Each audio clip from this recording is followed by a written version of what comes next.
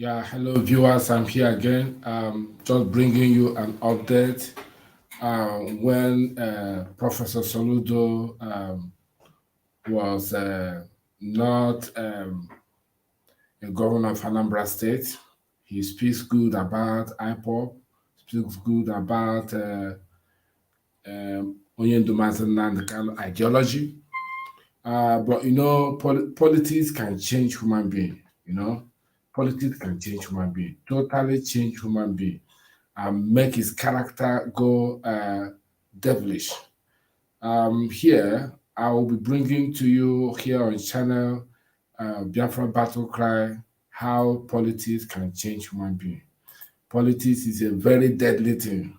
Soludo was brutally preaching about IPOB and the agitation of IPOB, and it comes to a point uh, he appeared on the public speaking about Biafra and Nnamdi Kanu's ideology, and he's one taking it on a front line, preaching about IPOB ideology. But immediately he became governor. He now want to serve Fulani, want to please Fulani, but also Kiabara Fulani Odibo, like as our leader used to say.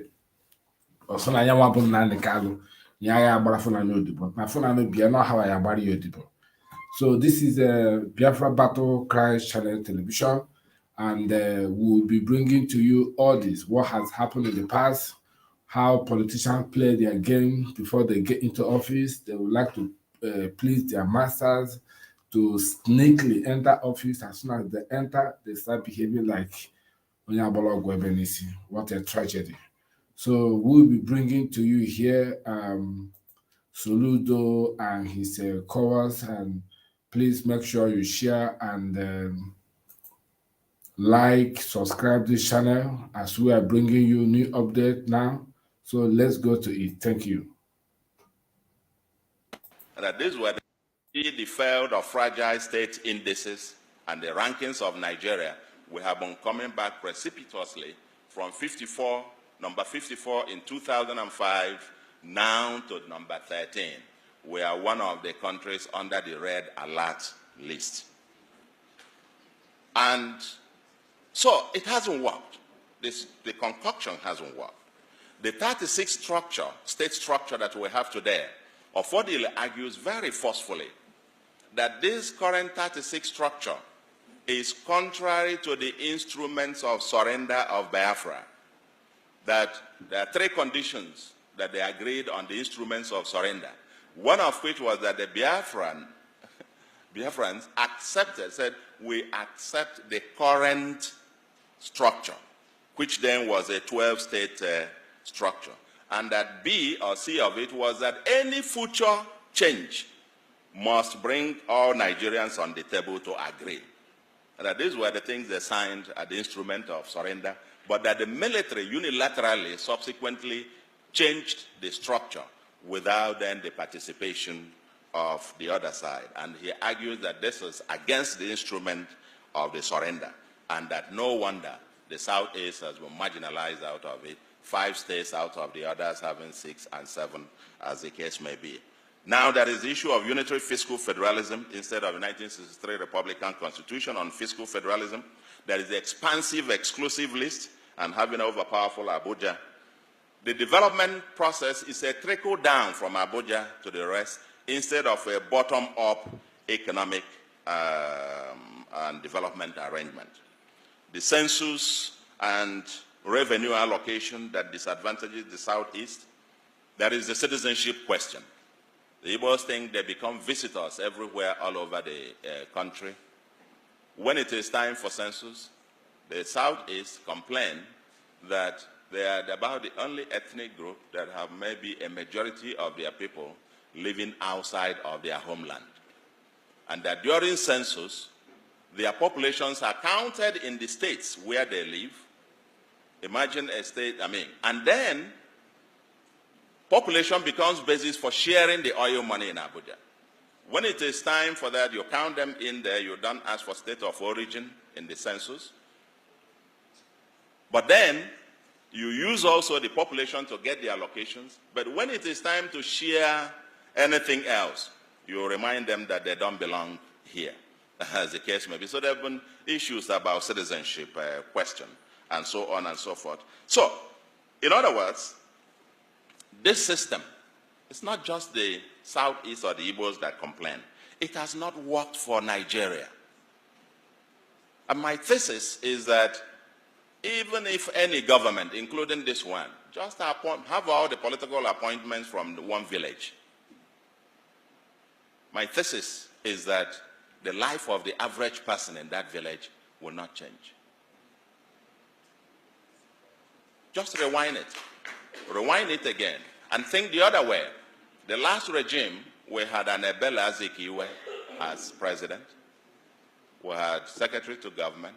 We had minister of finance and coordinating minister on the economy. We had all of this, deputy senate president, this, that, and so on and so forth. Most of the financial institutions headed by people from the Southeast. And yet, there is no motorable federal highway in Igbo land. This thing is an elite game, as far as I'm concerned. The issue of who and whatever and so on and so forth is not taking us anywhere. And unless we get to the heart of it. So, it seems that there is a consensus today. There is a consensus. If you take it much broadly, the North, so-called North, if you calculate the number of years they were in power, but essentially, poverty is still predominantly a northern phenomenon. So, that you control this and a few billionaires are made here and there and so on and so forth means absolute nothing. The ordinary man in Nigeria has not benefited, is getting worse off by the current system that we have. But there is a consensus now on restructuring. And in that case, Fordila would argue that there is a consensus in restructuring. Since he entered office as an Anambra Governor, has he speaking about restructuring in the zoo? No. He's just speaking it now because he have chance to say it, but this is the kind of brainwash he did when he was not a governor. He has tried to speak the mind of people, but he has entered office and changed completely. This is a man who is inviting the Fulani terrorists now to come and kill his people in Anambra. The structure, the restructuring has disappeared from his mouth. The restructuring he's implementing now in Anambra is to invite Fulani terrorists in army uniform to come and be killing his own people. That is the restructuring he's talking about. What a tragedy. My people, let's go and watch and listen to this hypocrites. Biafra becomes a metaphor. Mm-hmm. A metaphor. Yes. For agitation by oppressed people for justice, equity, and fairness. It hasn't worked for anybody. If you look at President Buhari recently said he also supports amendment of the Constitution or devolution. If you read the APC manifesto, it says, quote, as a change agent, APC intends to cleanse our closet to halt the dangerous drift of Nigeria to a failed state with a conscious plan for post-oil economy in Nigeria. To achieve this laudable program, APC government shall restructure the country, devolve power to the units with the best practices of federalism, and eliminate unintended paralysis of the center. End of quote. This is the government in power that controls 23 states. This is the APC manifesto. So, and the Southern People's Assembly talk about the same thing. The Afenifere's position on the National Conference, if you read it, talks about the same thing. The National Conference report talks, supported by PDP, the same thing. So what is holding us? I must say the goal of this bit should be political stability and economic prosperity. In my view, a competitive federalism. We can write a book on this aspect of competitive federalism. Compared to the First Republic, when everybody had theirs, they had the resources, especially on revenue, a fiscal federalism.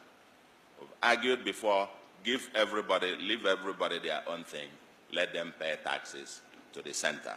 This umbilical cord where Abuja will set wage for everybody all over the country, and so on and so forth. It was for a time when oil money paid for it, not anymore. Even in the US, you may have read about the governor of Maine, that the wife of the governor had to take a job in a restaurant to augment their income. Because given the state of Maine, the salary of the governor was not enough for them to survive on. And the wife had to take a job in a restaurant. The governor of Maine's salary cannot be the same as the mayor of New York, and so on and so forth. But here we've done all of this. Abuja controls it. Anyway, that's for another day. But what is holding us now, what I call as matter arising, is that the devil is in the details. Let the debate begin. What exactly do we mean by restructuring? The National Conference report, for example, is a beginning. But in my view, doesn't go much. It talks about creating more states, which misses the point. It's still more of the same. We are saying the ones that you have are not viable. 20-something states today cannot pay salaries. So what are we talking about? Or should we go back to the EQMS constitution, the proposal of 6 zonal structure as the federating units? What model of federation? Should we use the UAE, United Arab Emirates system, or which one are we going? Let us get to work and begin to think. Some people propose, and I agree, that we need a new constitution negotiated by the people of Nigeria. And my thesis is that if this is the only achievement of President Buhari, he would be the greatest statesman ever in the mode of Abraham Lincoln. But we need to get this done. That the people of Nigeria will have to get together and negotiate a new constitution for themselves. Second, or the third point, is leadership failure in Igbo land.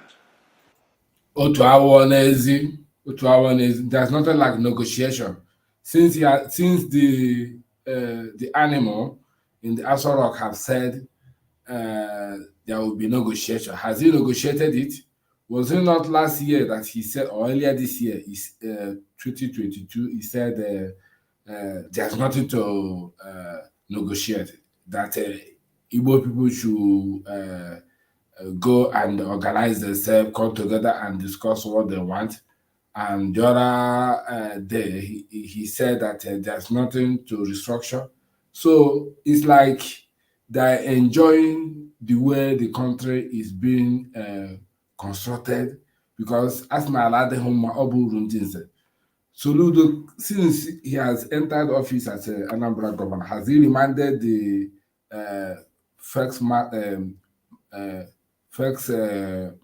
Max Wiara that he should stand on his comment or stand on his promise? He has not even reminded, he has not even coughed or spit and saliva out. Don't worry. It raises fundamental questions if you read Chude's book on the collapse of failure of leadership in Igbo land and the search for the new one, whatever. It's in that light it agitates your mind when we talk about Igbo presidency. What does that actually mean? Is it to have somebody wearing a red cap in the villa, or what? If all that we say, even within the states, a governor is first his village, his local government, then his senatorial zone, so that he can be Ocholo Ozwa of his own local government or his village, and so on and so forth. Then let the others care. Is that the kind of leadership we are talking about Nigeria, or in the new Biafra, as it were? And we have seen it, like I said, about people occupying offices and so on and so forth, and still nothing. So the question is, the same contradictions in Nigeria are also there within Igbo land. We cry of marginalization at the larger Nigeria, But there is also cries of marginalization within. There is the identity question within. There is the citizenship and indigenship question within. How many other Igbos live in Aba and in Abia, for example? But, I don't know, 2 years or 3 years ago, that was the indigenship thing, that all non-Abia citizens were sacked from but these people had lived there, worked there, paid their taxes there. They were counted as part of Abia in the census. You collect revenue, more revenue because of them. But then, no, you can't work in there. You are not an indigent. So while we are pointing one finger there, ladies and gentlemen, look closely. The other three are saying, let's get it here. And so how can this new leadership emerge? And then of course the entry fee is very high. The fourth, the new Biafranism, and that is my last point. And let me say that Nigeria has wittingly or unwittingly dragged the Biafran issue from the periphery into the mainstream discussion. Nnamdi Kanu, in my view, threw a bait and Nigeria took it. Today, he is the most popular political prisoner. Most popular political prisoner. But you people in the Southeast, the elders and the political elite, out of envy and jealous, now you can say he's the most popular political prisoner. But we don't regard him as a political prisoner. We regard him as a prisoner of conscience. So when you call him political prisoner, that is politically motivated, so we will not accept that. Nnamdi Kanu is not a politician, he's a prisoner of conscience. So these are the role that you play to capture the mind of people as if you are coming to defend their people. Now you have entered office and you are messing around. Don't worry. I ain't telling but I want to see Israel. And will end up either as a hero or a martyr. But to his credit, he has forced Nigeria and the world to discuss Biafra. I believe that keeping him there does not do Nigeria any good. I believe this young man should be released, and released like yesterday.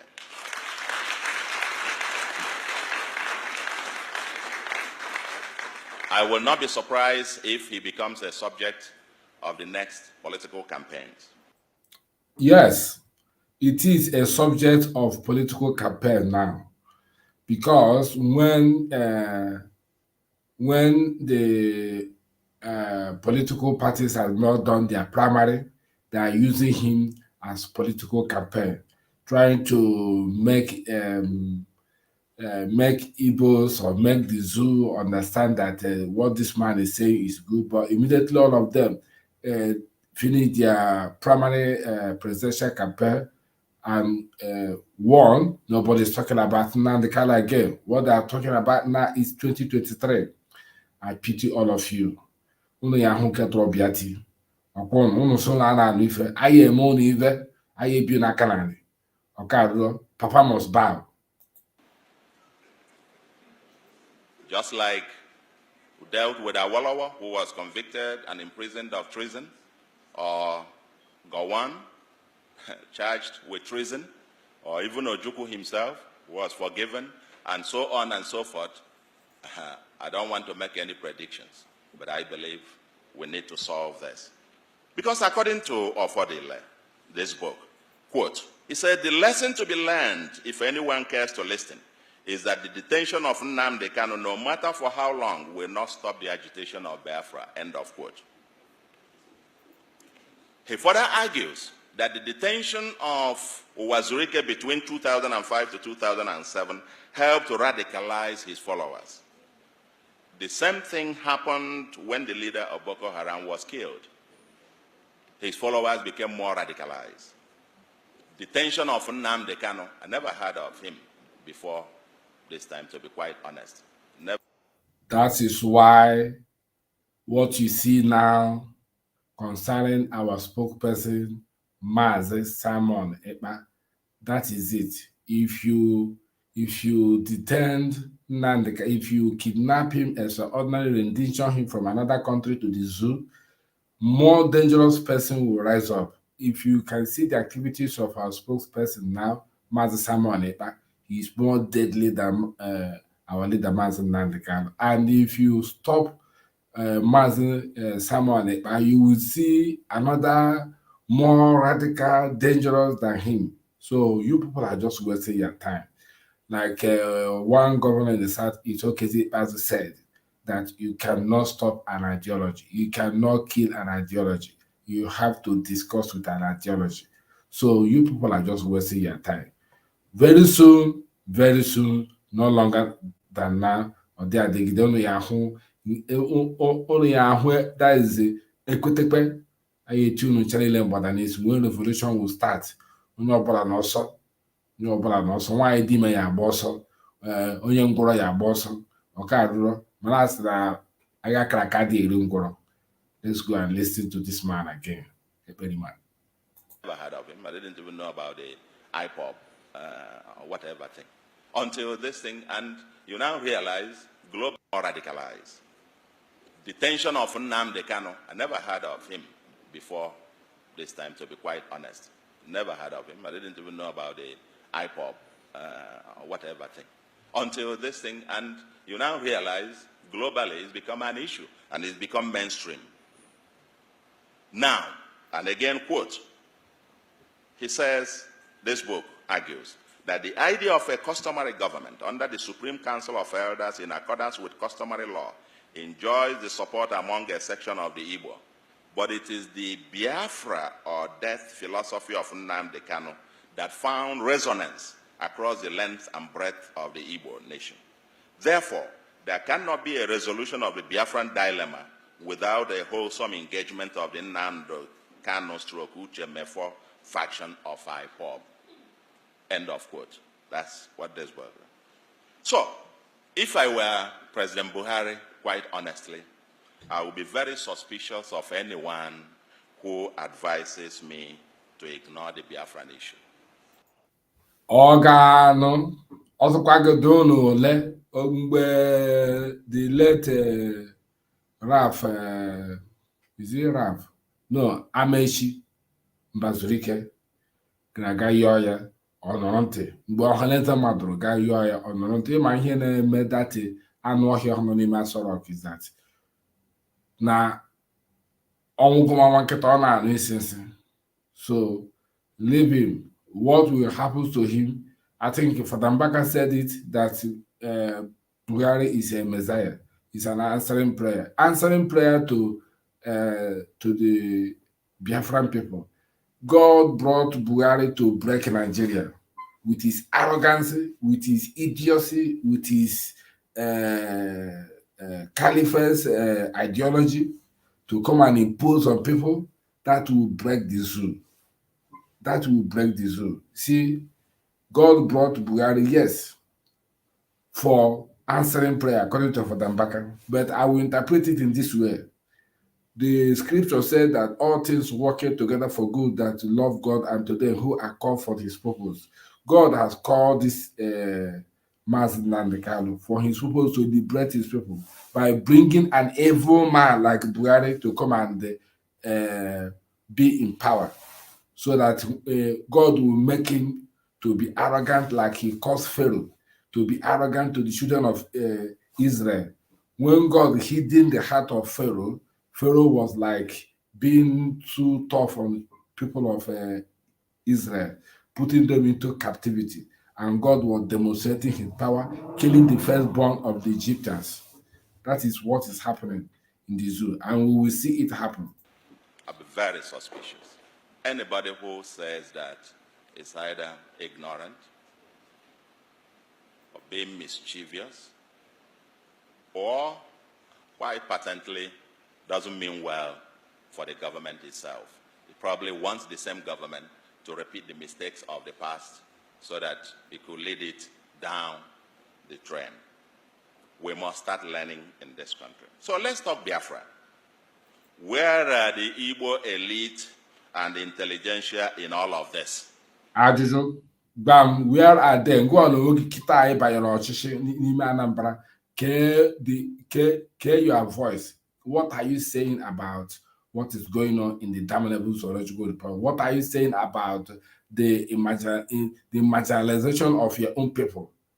Have you organized the Igbo elite, political elite, traditional elite, call them to your office, to your government house as a governor, ask them, where are they? What are they doing about the situation of your own people?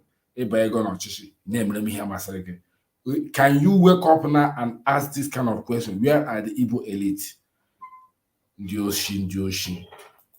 Especially those in Nigeria. It seems, as this book points out, this is being driven mostly by the Igbo intelligentsia in diaspora, the new resurgence. They are not Igbo intellectuals, whether the Igbo intellectuals. That's what our leader Onyendu, Mazi Nnamdi Kanu called them. Igbo intellectuals is what they are. Don't call them Igbo intelligentials. Who made them Igbo intelligentials? They're all Igbo intellectuals. Intellectuals. Onyendu asị na ya bụ Nnamdi Kanu ya agbara fana n'odibo ya bịa ha bịa kafe gbara ya odibo ndị ara onye sị na ngwa dị ire ya taghịere anya maka na ụzọ na-amaghị ka esi akpọ ogele ya lee egbe anyị n'ọdụ. The new ones within, there seems to be a division, 3 classes you can identify. The ones within the mainland, and I'm shocked, and you discuss, they have a different point of view. Those in diaspora within Nigeria, so to speak, who are in Abuja and Lagos and so on and so forth, Kano, Kaduna, and so on. And an elder was asked about that, living in one of these northern states, about Biafra. And they asked him, what do you think about this Biafra? He said, well, I just didn't know.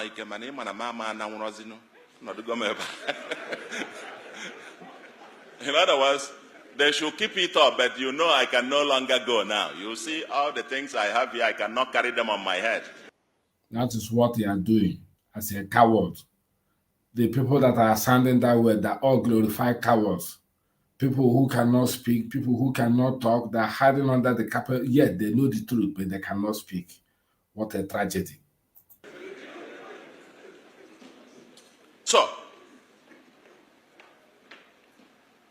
there seems to be a sense of either denial, and on one part, or people who think, no, it won't be, because we can't just imagine it. And because of some discussion that, okay, if this happens, you will lose your property, you will lose that, and so on. Of course, that is untenable. I mean, I too was wrong on this, because if by any chance you have another state of Biafra, it will be the 16th state of ECOWAS.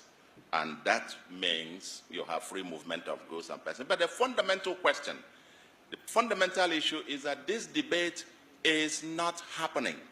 This whole thing is being driven almost in a haphazard manner. Last week, they called for, was that last week? Yeah, last week. They called for a sit at home.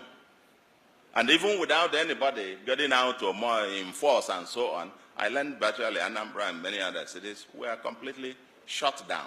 Yeah. It just tells you there is something going on. But, again, where is the elite in this? What is missing is structured debate and the apparent elite aloofness or complicity or hypocrisy. Elite in denial. For the politicians who think you can just, let's use them temporarily, let's use them. Just go on, while we can then use that to negotiate for something here. I can tell you, you will create a monster that will consume you. When that inferno comes, both us, everybody else, and the kind of thing that happened in Biafra where dissent, any dissent was considered a saboteur. Okay? You might get to a point where you will be telling them, just go on, while we can negotiate here, get something for ourselves in Abuja. I can tell you, these guys are no fools. At some point, they will look at you too and know that you're actually part of the problem. And so on and so forth. So, I say, let the debate must begin. The late Dr. Pius Okibo, in this book as well, presented what the memo by late Dr. Pius Okibo presented to the Biafran government on the economic viability of Biafra. Nobody is talking about what the currency will look like. How will you fare with international trade? What kind of constitution are you talking about? And Ofodile forcefully argues here that the Ahira Declaration of 1969 came too late. They had intelligentsia pushing for Biafra, but there was no organized structure. That if they had done what they did towards the end of the war at the beginning, Biafra would not have ended the way that it did.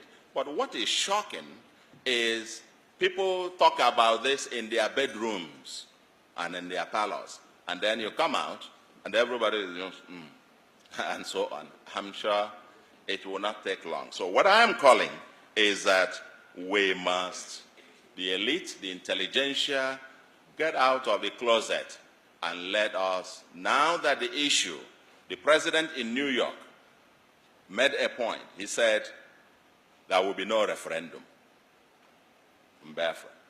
Now, and I said, my reaction to it was, oh my God. So this matter has actually gotten to the point where we are now talking whether to have a referendum or not to have a referendum. Nobody will dictate for us. There must be a referendum whether they like it or not. The referendum is inevitable, and we must have it the way we want it. Whether they like it or they don't like it, there must be a referendum. Zoo is breaking. We will say there will be a referendum.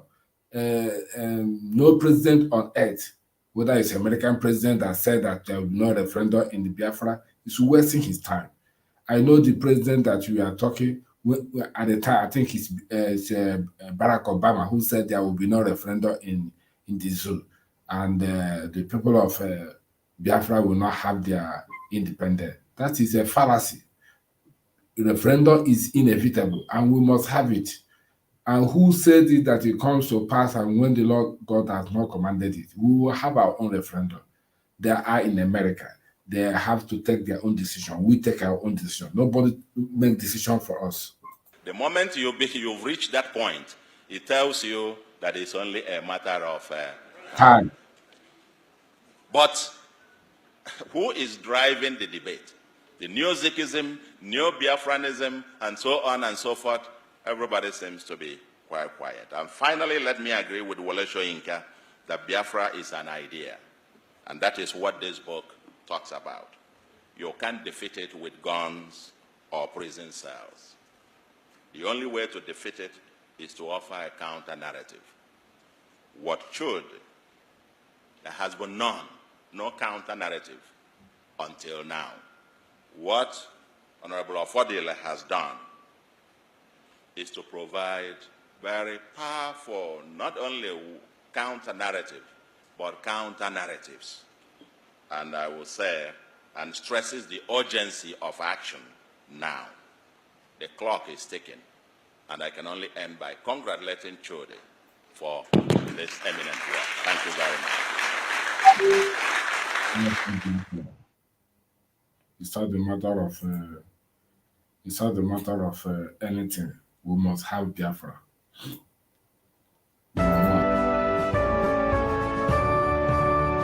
Egypt and some other friends of Nigeria will surely come out as a nation because we are fighting a just cause.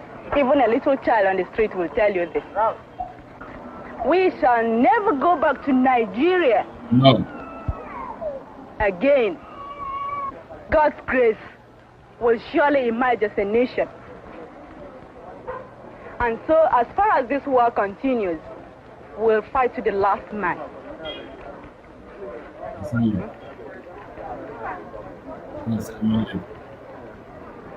The leader of the Biafran people is His Excellency Lieutenant Colonel Chukwuemeka Ojukwu. In those hot days, the quickest and the only thing we could do was to found a place where our fleeing compatriots could at least find an end to their flight. This is what Biafra is, the end of the journey for a persecuted, massacred, pursued people. We have made all attempts at a democratic resolution of this crisis. I have offered open elections, plebiscite. I have offered just an open carte blanche suggestion. Anybody who can find a democratic way of finding out the wishes of the people, let him suggest it and we will go for it. My name is... Before the war, Guy Akobu was a lawyer. A refugee from Port Harcourt, he talks about his brothers. As an ordinary Biafran, I have been affected by this war, just the same way as millions of others. This is one of the main squares in the town of Umuahia. It's right opposite the market. Now, most of the stores are open, not because they do a lot of business, but because they just have to keep open to make believe as if life is still normal, as if they're still carrying on their normal day-to-day business. They don't sell much, and even at the prices which they sell, the ordinary man in the street can't afford to pay for these products, but still they have to keep open. That is those who are not employed in essential services. When people go to the markets and they find that prices are so high, really there ain't much they can do about it, because they know it's not the fault of the traders, but the people are really not bothered. It does not affect their morale. In fact, one thing which has helped Biafrans to bear and to sustain themselves is the extended family system. Every Biafran considers any other Biafran as his own brother or sister. And if he finds anyone hungry, he takes the person in and gives him some food. You see, we are interdependent and we treat ourselves as brothers, as one, because we're all undergoing the same suffering and the same hardship. Can't find any Biafran begging. People are really ashamed to go begging either for food or for money. They prefer to do an honest day's work for their daily bread, because we understand what we're fighting for, and we prefer to make any sacrifice, whatever, no matter how long it lasts, so as to get our fundamental rights. That is the right to exist as a people, the right to protect ourselves, the right to our home, to practice our religion, to live as we would like to live. The head of the Biafran judiciary is their Chief Justice, Sir Louis Mbenefo. As a judge, naturally, I believe in the rule of law, and the government of Biafra believes in that. Right from the start of the crisis, we have maintained law and order in Biafra. The courts have been functioning subject to the exigencies of the war. In fact, if you look outside here, you'll see 4 courts in this area, all performing their duty. I think that is very good evidence of stability. But we who are in the leadership have learned one lesson, that when a people are determined, you cannot crush them by force of arms. And if this war has done one thing, it's made Biafra into a nation. Every child, every woman, every man feels it in his blood. It's a thing you cannot conquer. You only have to walk out in the street, and it stares you in the face. You go through Biafra, in all facets of life, we have all that makes a nation.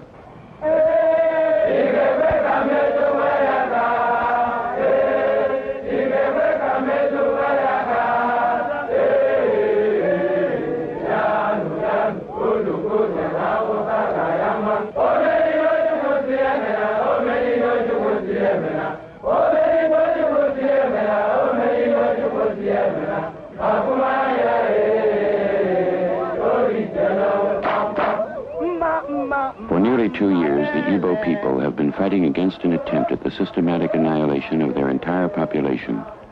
They are isolated from the outside world and outnumbered in the field, but the Biafran determination intensifies.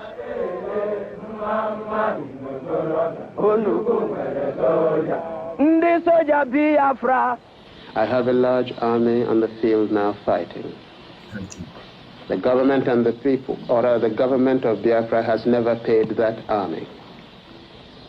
Everything that army uses till today is by voluntary contribution.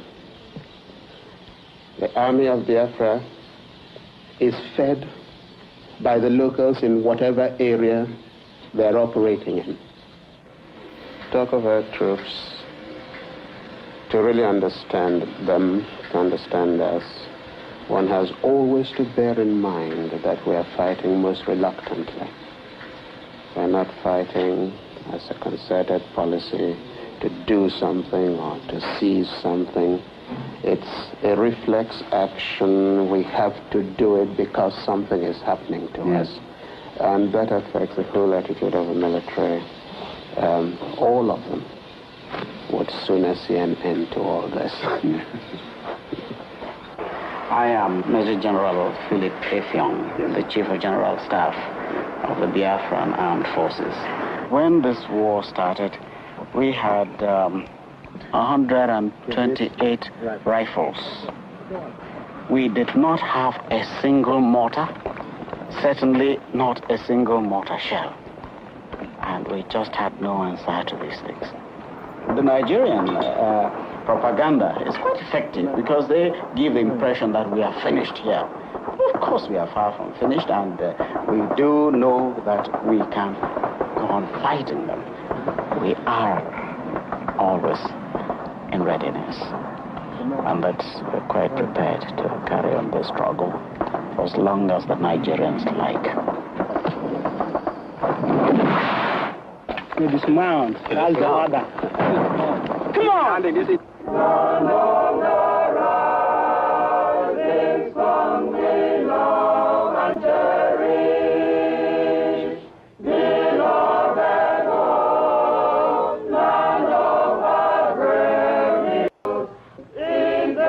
I mean, I don't know how we can best convince the world that this is really so. Since they don't want to see their way. I'm just feeling emotional now. I won't be able to be showing all these things, I know. But for now, let's just take it and call it a day for now. We won't be able to show you all the things that happened during the war, because showing it now, that will make me feel more emotional. I'm sorry about cutting it off at the moment. So you have seen it. Soludo has spoken his intention to rescue Biafra, to restructure the zoo and all that. But you cannot believe all these politicians. That's what he was saying was when he was not elected as a governor. But after he was elected as a governor, he changed, become a chameleon, behaving like Onyendu Kanu. So that is our general there, who just spoke last night before those atrocities that happened during the Biafra war was displayed on the screen. So at the moment, I will leave it here now. If you have a comment, please drop in the comment section. Don't forget to share, like, and subscribe as well. I will see you again in another video. This is Biafra Battle Cry Television. Thank you for watching. Thank you for turning up to watch our program. May Chukwu bless you. And God bless our leader, Mazi Nnamdi Kanu. Bless our spokesperson, Mazi Nnamdi Kanu. Thank you. I'll see you again. Bye. Have a lovely day.